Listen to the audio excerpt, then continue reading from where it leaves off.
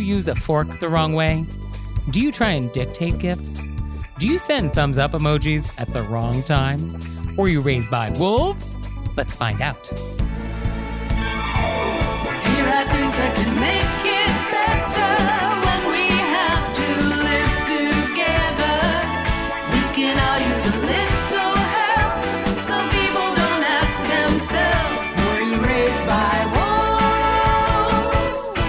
Hey everybody, it's Nick Leighton. And I'm Leah Bonnema. And let's just get right down to it with our AMUSE-BOUCHE. Let's get in it. So for today's AMUSE-BOUCHE, I want to talk about the different ways Americans and Europeans eat with a fork. This is great. I love eating. So, as you know, Americans and Europeans, we eat a little differently with a fork.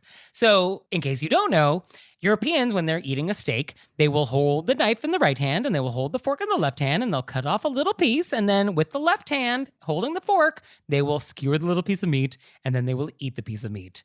Okay, Americans will cut off the little piece of meat and then they will set down the knife, move the fork from the left hand to the right hand, and then with the right hand, skewer the piece of meat and eat it. And then we'll put the fork back in the left hand, cut it off another piece of meat, back and forth until we're done. So this is the main difference. So how did this happen?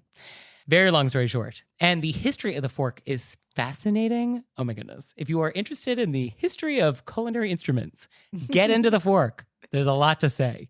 So apparently it came to Europe relatively late. And it seems to have started in Italy, 1600s, maybe 1700s, maybe 1400s. And not everybody was into it at the beginning. Some people thought it was evil. But eventually it started to catch on. And by the 1700s, it felt like it was pretty common throughout like continental Europe. And even in England, it caught on slightly later, I'm told. Apparently it took a little while to get across the English Channel, but eventually, using the fork made it throughout the entire continent. And before the fork came along, people were just used to using spoons and knives and their fingers. And so when the fork came along, they used it the same way they would use these other things, which was in their right hand. And you'd use the fork in the left hand if you were sort of like keeping a piece of meat down when you were cutting it. But the main party, that was all happening in the right hand. So as these Europeans with their fork habits moved to North America, which was happening, the people in North America continued to do it this way. This makes sense. But then sometime in the 1800s, I think, maybe it was in France, it became all the rage to do this non-switch thing, where you just kept the fork in the left hand. But they forgot to tell the people in North America that this is what we were doing. Like, the memo didn't make it. And so it's kind of like how we still use pounds and inches. We're just keeping it old school in North America. So it's not that one is better than the other. It's just different. And Ms. Manner says that, quote, those who point out that the European manner is more efficient are right. But, she adds, those who claim it is older or more sophisticated are wrong. Etiquette has never considered getting food into the mouth faster a mark of refinement. Ooh. So, laying down the law there, Miss Manners. And when people have asked her, like, oh, is it okay if I do it the European style? Can I do continental style? She says that you can if you are European, but otherwise it's in the same category as using an English accent or a French accent in the United States. Like, that's not proper. We don't do that. Wow. So, wow. If you are American, you should do it the American way.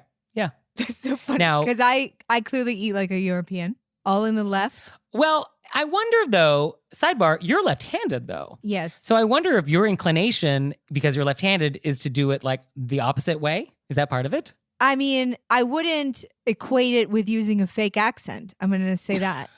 Okay. But I am going to eat with my fork in my left hand. Okay. Because I'm not going to switch it to the hand. I might miss my whole mouth with my right hand. Who knows what may happen. Now, Letitia Baldridge, she actually specifically suggests teaching her children to do it the continental way. She thinks that's just better. And the latest edition of Emily Post, the one that's written by her descendants, that book says that you're allowed to do either one, and you can even switch between them in the same meal. Woo! Emily Post. But the original Emily Post, quote, one wonders if it is considered wrong by the zigzag eaters, whoever they may be, to go up and down stairs left foot, right foot, or do they go down right foot, stop, bring down left, right foot, stop, bring down left. She continues, Why an able-bodied person should like to pretend that the left hand is paralyzed and cannot be lifted more than 3 or 4 inches above the table is beyond understanding. So I love that. I'm right there with her on this one. Emily does not associate with zigzaggers. She doesn't know any. She doesn't understand them. So Emily really feels strongly about doing it the continental way. And this is the strongest I've felt about Emily. This is where I think, way to go, Emily. Okay. Well, we all find our heroes. So that is the main difference. I think the main takeaway, though, is that just because something is European doesn't mean it's fancy or correct. Okay. I'm also very delighted about the history of forks. Yeah, I think if you're interested in the history of forks, this is a great topic, and I really encourage anybody to explore it further. And I want everybody to know at home that I keep trying to say, took a little time to get across to England, but Nick will not let me make any fork puns. No fork puns. Stick a fork in it, Leah.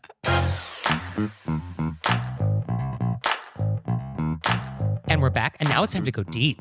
So deep. So this was prompted by a question we got from one of our Patreon members, which was, quote, I've recently read that it is inappropriate to sign emails, thank you. Well, that is how I've been signing all my emails for years. The reason that I was given is that by saying thank you, or apparently even worse, thank you in advance, is that you're basically demanding that the person do something for you and are assuming they are going to do it. Thus, the thank you. So ever since I read this, I changed my practices and I sign all my emails, best regards. This is fine, but now I'm wondering, is it really that bad to sign thank you? Good question. Great question. Sent me into a tailspin. So I was looking at some famous letter endings. The Apostle Paul, he ended his letters with, grace be with you. And some of Thomas Jefferson's letters ended with, your most obedient and most humble servant. I like both of those. I think those are nice. Very nice, right? Very nice. I want to make my letter endings more like those. You could if you wanted. I think this is a great question because it comes down to the general etiquette concept of context. Like, it often always comes down to, like, what is the context we're dealing with here? Right. Like, what is the relationship? Why are we writing this letter? Who am I? Who are you? How do I know this person? Yes, for sure. So I think in general, there's formal and informal letters. And when we think about formal, which is sort of, I think, what our letter writer is concerned with, I think it can always be safe to use the word sincerely. This is beige. This is the Helvetica of endings. It doesn't catch anybody's eye. It doesn't have any double meanings. It is just a neutral thing that is fine for pretty much any letter. So I think we can always default to that. We can. I don't personally, I understand what's being said about saying thank you is assuming. Right. But I often use thank you as, I'm not assuming they're going to do the thing in the letter. I mean, like, just thank you for reading this email. Thank you. Yeah. Like, thank you for your time. Yeah. Okay. Yes. And that's how I'm using it. Thank you in advance. Different. That's different. Sure. Yeah. I mean, I think for letter endings, sincerely, I think this is my preference. Thank you, I think, is okay. Thank you advance is not okay. I mean, unless you mean it. Well, I think you always mean it. No, But I I think mean, if it's being used on purpose because this person was supposed to do a thing, hasn't done it, you're following up. Oh, you're trying to just twist the knife a little You're bit? letting them know this should have been a thing that was done. Thank you in okay. advance. Yeah, no, if you are using that phrase for the express purpose of making a point, and you know you want to make that point, well, then, yeah, absolutely make that point. Sure. Yeah, That's thank you in great. advance is making a point. Yes, for sure. It's coming with a tone. Yeah. There's definitely a tone. Yeah. I mean, I think if you wanted to thank somebody, though, I think I prefer the last sentence of your email to be that expression of thanks. Like, thank you so much for taking the time to do XYZ. And then, best wishes, Nick. Oh, I like that. So I think the thank you and then the closing could maybe be two separate things. I really like that. I always try to end with like, I really appreciate blankety blank blank. And then, Thanks, Leah. thanks. Okay. Well, and I think the closing does show personality. So anytime you deviate away from sincerely, then we can get a little more of your personality in the email. And whether or not you want to do that is a conscious choice, or at least should be. So I have these people who end emails with cheers, And unless you're British or I was going to say, Australian, are they British?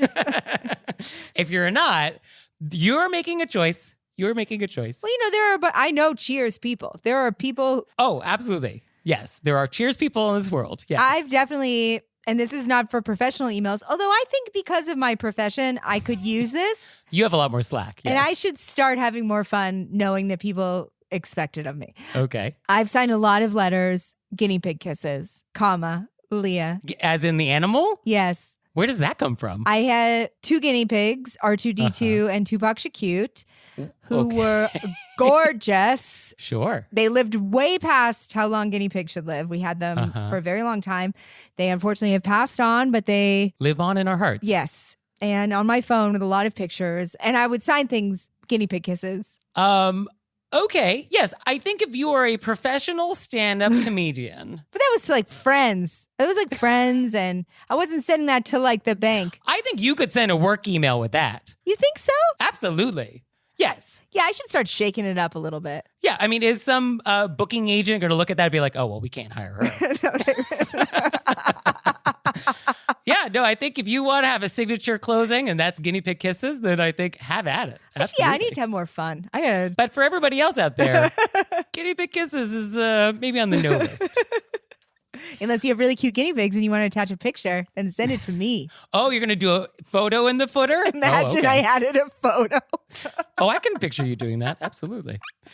Other things that you probably don't want to do is use an emoji for your closing. I think we probably don't want to do that in a more formal email. And I don't love chow. I think chow is needs to be done with care. I've honestly never seen a chow. You've never seen a chow? Oh, I've seen chow. On a professional email? Yeah. Really? Sure. Never seen it. Sí, vero. Also on this list of things you probably shouldn't say, peace out. Stay awesome. XOXO. Oh, I will take any of these though. So I think those are no. Emily Post, of course, she has some thoughts here. So she does not like the word cordially because she says, quote, in New York at least, it is not used by people of best taste.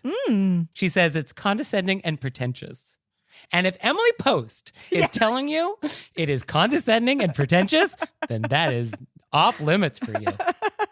You know, it's real bad. Real far. Yes. So cordially, she has some strong feelings about the word cordially. She likes sincerely. She feels like sincerely for formal notes and affectionately for informal notes. Those are your standards. Go with that. I just wonder what would happen if I would be taken back if somebody wrote cordially just because I never saw it. I wonder if I could slip it into an email, and I wonder if somebody would be like, cordially. I mean, cordially sounds really cold. Cordially is like when in old movies they say, good day, sir. I said good day.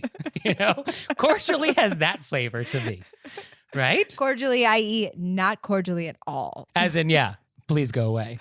So those are some thoughts. For me, my go-to is best wishes. It is slightly more than sincerely, but is a pretty neutral thing that no one really reads into, and whether or not I actually want best wishes for you. So I think that really strikes the right tone. I like best wishes. How about with regards? With regards? Okay. I mean, okay. I've never done that. I just thought of it right now. Yeah, I mean, I think whatever you do, I think you need to pick the same one for all your emails. Because if you send multiple emails to the same person and you change your closing, that gives the recipient the opportunity to sort of read into it. It's like, oh, we started with warm regards and then with regards. And now it's regards. It's like, oh, what's happening here? So I think whatever you pick, just stick with that. So if it's guinea pig kisses, then that's what it is. I think that's a great point. Stay awesome. And we're back. And now it's time to take some questions from you guys in the wilderness. Ow! Our first question is, quote, I work in a small office and my boss is the COO. He directly oversees 3 people, all female. Every year for the holidays, he sends us all the same thing, a huge caramel, chocolate, and nut-covered apple. The first year I worked for him, I thought, how nice. But then the same gift kept coming year after year. I appreciate the thought. However, I never end up eating the apple with all the other holiday food that's around during that time, and it sits forgotten in my refrigerator until sometime in January when I inevitably throw it out. I feel so wasteful about this, and I wish I could just say thanks, but no thanks. I would prefer no gift at all to the guilt that inevitably comes with the apple. I can't even do what I normally would do with unwanted food gifts and bring it to the office to share. Is there a polite way to opt out of receiving a gift from my boss? Can I suggest he try sending something else? Or do I just need to get over it and keep throwing away the apple until one of us retires? Good question. I wondered if I'm being a jerk face. Okay. I circled this. The guilt that inevitably comes with the apple. Why was this a highlight for you? I highlighted it because my question to our letter writer is, do you actually feel bad about throwing away the uneaten apple? Or do you actually feel bad that your boss keeps giving you the same gift when you don't even like the apple? And instead of putting it outward, you're putting it in on yourself. Okay. I mean, I get the idea of food guilt about like throwing away perfectly good food. Like, I get that. You've been given the same gift every year by the COO, and you're going to feel guilty? Yeah. I mean, I would. And that is why I'd like to look at this letter writer and say, you know what, Leah Bonnema? You shouldn't feel guilty. You're not giving yourself an apple 3 years in a row. Fair. Okay. Well, I think my first thought is that there's no polite way to decline this gift. So the idea that, we're going to tell the boss. Yeah, no. No. But then I wrote, No. no, of course you can't. No, you can't. Yeah, we're not going to tell the boss like, this year, would you please not give me the apple? Like, that's not on the table here. But you could just give it to somebody else. Yes. I mean, is there no other option here? Are you not invited to any other holiday party? Do you not have a neighbor? Do you not have a relative you're going to see? Like, is my only choice to put it in the back of the fridge until January? Is that it? Yeah, re-gift that. Yeah. Re-gift it. So that's my first thought. I mean, I guess you could start dropping hints in July about some new dietary thing that restricts your ability to eat this apple. Oh, I just went to the dentist and I can't have any caramel. Right. My guess, though, is that a boss who gets you the same thing and all your coworkers every year isn't going to hear the hint and take it. But probably what's happening here is that you say that you like the apple, and so the boss thinks, this was a good gift. They liked it. I'll do that again. They liked it so much. That's probably what's happening. That's a good point. Right? It's true. No, that's a great point. Now, what if we did Secret Santa? Maybe this is the solution, that we all draw names and we get somebody else a gift. Now, inevitably, if we do this, your boss will still draw your name and you'll still get the apple. But at least we will improve our statistical odds that you won't get the apple. One of the things I appreciate so much about you is that besides having an answer to the question that's like the answer, you also have ideas of alternative options. I mean, I don't want to leave you empty-handed. No, so I love that. I don't want to just say like, nope. No, so I love that. So you're going to suggest that our letter writer suggests, which I think is a great idea. Let's do Secret Santas this year. Yeah, I think that might be our best bet. And for sure, they're still getting the apple. You're definitely getting the apple. Yeah, sorry about it. But it's worth a shot. I do think it's fine to re-gift it. I don't know how you could tell them thanks, but no thanks. No, that's not on the table. Sorry. Yeah, you can't do it. Nope. Our next question is, quote, this weekend, something happened, and I feel like I might have overreacted because I grew up with strict and well-mannered parents. Ooh, good intro. I currently live in Belgium, and as everyone does here, went sunbathing in the park. While minding my own business, 2 kids accidentally hit me with their soccer ball. No harm as these things happen, but they then proceeded to act like the ball did not belong to them and ran back to their parents. When I returned the ball, their mom just waved at me and there was no, sorry for hitting you, or thanks for returning the ball. My mom would have dragged me by the hair to apologize after hitting someone. Is it wrong that I got annoyed by the passive way that the mom and kids reacted? I should also add that I do speak the local language, so it was not a situation of miscommunication. In my opinion, not teaching your children basic good manners is a crime against humanity. I would just like to say, Yeah. as an aside, if you say, I feel I might have overreacted, Uh-huh. we're looking forward to what you did. Absolutely. And then you did nothing rude or you didn't even respond. You did very little. Yes, there was barely a reaction. You brought the ball back. You definitely did not overreact. I don't even see your reaction. Yeah. Yeah, no, there's barely anything to hang my hat on here. You didn't really do anything.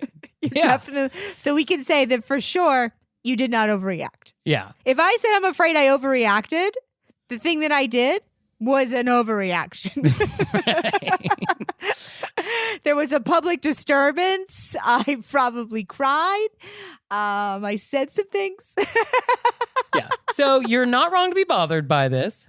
Just being bothered is not overreacting. No. And if this happens in the future, I guess if the parents or the child wants to pretend that the ball doesn't belong to them, well, then don't give it back. Like, oh, I'm sorry. I thought this was yours. Guess not. I guess I'll keep it. Yeah. No need to return something that doesn't belong to them. I wish that people could see the face you're making with the response. So I think that's an idea. Like, don't give it back if they don't want it. But yes, I guess what could we've done differently? I mean, you can't scold them. You can't demand an apology. You can't hit them with the ball. That is wrong. No, you can't do that. No, but I think that I guess you could, and this feels really, I'm shaking my shoulders for people at home. This feels really, but what Nick did, you could, if you just put the ball next to you and waited until they came over and asked for it, that feels really cutting edge. Because you're really saying something, but at the same time, you're not being rude. Yeah. I mean, I think if they feel like they want to disclaim all responsibility and ownership of this ball, then I think that's a perfectly fine option. Yeah. And I do take some comfort in the fact that bad manners is global. It's not just an American problem. It's a global problem. It's everywhere. That is true. Nice to know that kids everywhere are acting up. It's universal. Yeah. We're all suffering through the same problem together. I guess you could, but this is not on our upfront, direct, non-judgmental tone. When you return the ball, you could return it with a look that my Nana would give, like a you-know-better look. Yes, you could definitely return it with disappointment. That's it exactly.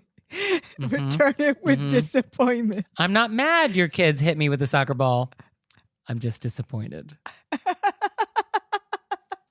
So our next question is, quote, for my birthday, a relatively recent friend gave me a copy of The Handmaid's Tale. Obviously, I'm grateful that she gave me such a thoughtful gift, especially since it shows that she gets me. Usually when I write a thank you note, I like to share a little about why I appreciate the gift. I read it in one sitting, or I plan on taking this to the beach with me. In this case, however, I read this book back in the 80s, and given its dystopian nature, I'm unlikely to reread it. Do I tell her that, or do I just say, thank you so much for the thoughtful gift, and leave it at that? If I do that, what do I say if she asks how I liked it? I don't want to lie. I love everybody's commitment to honesty. I appreciate that about people so much. Yeah, it feels like a little too honest sometimes. You know, I'm all for it. I do love honest. I do think that you don't need to say, I'm not going to read it. Definitely not. Especially since you really appreciate that this person got you, that they get you. It is an appropriate gift. Yes. Oh, for sure. Yes. Yeah, I think people like to know that you liked something. Yeah. And I don't think you need to always give them the whole story. So you can say that you appreciated it, which you do. And you can say that they get you, which they do. Yeah. And then we just leave out the part of like, oh, I'm never going to read this. And then if they directly ask you, which is, I also can't lie. I mean, I can. I don't want you to think I'm incapable. I just don't like it. Okay. I think you can say, it was one of my favorites in school or whatever they said. I loved it in school. I'm so excited to have it in my collection now. Great answer. Yes. Yeah. And you could say like, oh, I haven't gotten to it yet, but it's on the list. Yeah. So that's how I would handle that. But yeah, don't tell them that you're never going to read it. Yeah. Especially since you feel like they understood you. Exactly. So we'll certainly read your questions. So send them to us. Send them to us through our website, wereraisedbywolves.com, or you can leave us a voicemail, send us a text message, 267, call RBW. And we're back, and now it's time to play a game we like to call Vent or Repent. Vent or repent. Which is our opportunity to vent about some bad etiquette experience we've had recently, or we can repent for some etiquette faux pas we've committed. So, Leah, would you like to vent or repent? I'm going to vent. This is a very vague vent. Okay. I'd like to make it vague. I'd like to make it vague. Okay. Is this to protect the innocent or the guilty? This is protect those adjacent You don't want any collateral damage. I want no collateral damage. Okay. I would just like to say that if you are going to do a carpentry project in an area where you have close neighbors, Sure. and say that carpentry project is going to last for more than a week or 2 weeks, Uh-huh. and you are going to be doing that carpentry project from sunup to sundown, Uh-huh. I think that maybe you would want to go to your neighbors and say, do you have any important phone calls you need to make over the next 3 months? Possibly an interview that maybe on that day would be one day that I could take off from the constant sawing that is now going through your windows. So that's just a thing that I wanted to mention. Yeah. Am I wrong? No, you are absolutely right to be enraged by noise that's incessant and unending. Totally no problem. Unending. I'm sorry. I would think that you would go and discuss it with other people to be like, I have to do this for this amount of time. Apologize. Do you have like a day of the week that maybe that day you would not like to have a migraine? Yeah, that would be nice. But nice doesn't always happen. Yeah.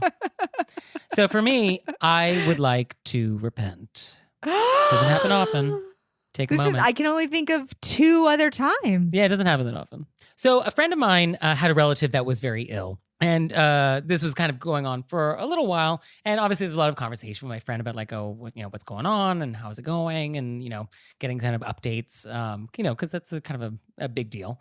And so I'm coming home from dinner and I'm in a taxi and it's like a pouring night. It's just like raining. And so we pull up to my building and I'm about to use like the little touch screen to pay and, pay with my phone, Apple Wallet kind of thing. And I'm kind of juggling all this. And my friend texts me through Facebook Messenger and says that this relative has now actually just died. Oh, no. And I was like, oh, gosh. And so I see that and I was like, okay. So I finished the transaction in the cab and I kind of get out of the cab and kind of get through the rain and into my building. And so now I'm like soaking wet in my building. And I look at my phone and in the Messenger app, which is still open on my phone, I had accidentally hit the thumbs up to this message about somebody just dying. And then the thing about Facebook Messenger is if you hold the thumbs up thing down for more than a second, it actually gets bigger to show even more enthusiasm about whatever it is.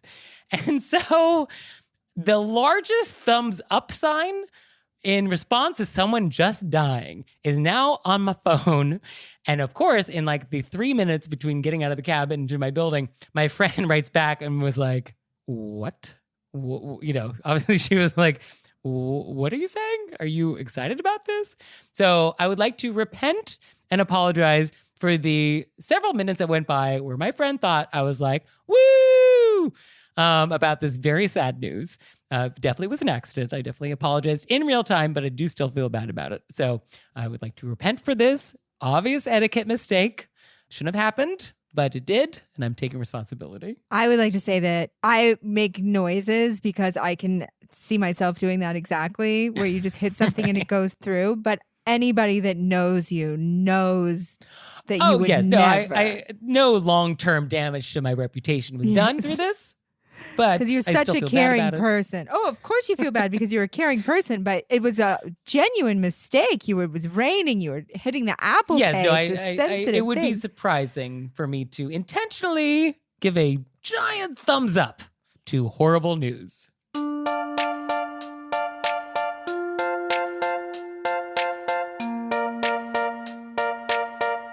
So, Leah, what have we learned? I was so excited to learn about forks. Right? It's about time we started talking about it. We're going to pretend I didn't hear that. And I learned that guinea pig kisses is an acceptable way to end an email if you're Leah Bonnema. I mean, it's a step up from when I just did the Vulcan Long Live and Prosper hands. Okay, I'll take my victories where I can.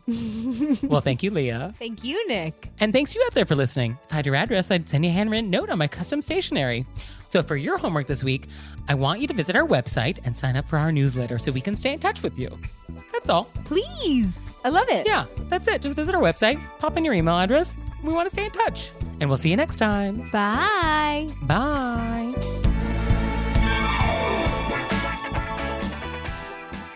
All right, Leah, it's time for Cordials of Kindness. I give you 30 seconds to say nice things Ready, set, go. Well, I would like to say a big thank you to you, Nick. Oh, what did I do? Because Nick surprised me, not only so kind, but also a complete surprise. I go to the mail. There's a box there. I keep being like, did I order something? And then I get in the apartment. I rip it open, and it is a Mah Jong set. Ah, Mah Jong. And we had a conversation, and I said how much I'd love to learn, and I didn't have a set, and that was, we talked about it once. And then what an amazing delight. So caring and thoughtful and kind, and thank you so much.